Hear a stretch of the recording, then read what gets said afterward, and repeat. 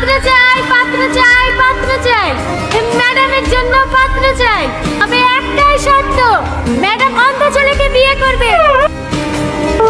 এক চোখ কানা হলেও হবে না, আবছা দেখতে পেলেও হবে না, দুই চোখ অন্ধ হতে হবে এবং বয়স 20 থেকে 25-এর মধ্যে হতে হবে।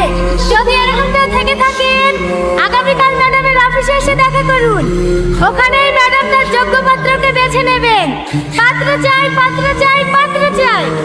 আমি তো বয়স মাইকিং করার সময়ই বলে দিয়েছি, 20 থেকে 25। হ্যাঁ, আমার বয়স এরকমই হবে। না খেয়ে খেয়ে বুড়ি হয়ে গেছি। হ্যাঁ, আপনাকে বিকেলে চকচকে হয়ে যাবো। হস্ত বললে ভালো মন্দ খেতে পাবো না। কি সহ্য করবে? এই সালমা, একে নিয়ে যা। ঠিক আছে ম্যাম, চলেন। কেন মা, বিয়ে করবে না? না। আর শোন, বাইরে যা বুড়ো আছে সব তাড়িয়ে দে। চেয়ার কোথায়? চেয়ার আরে আরে, বললেন কিভাবে? ওঠেন।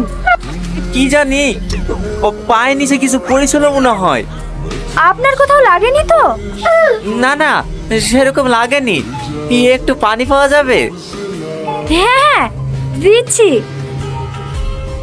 আপনি কি জন্মগতই অন্ধ নাকি কোনো অ্যাক্সিডেন্ট হয়েছিল?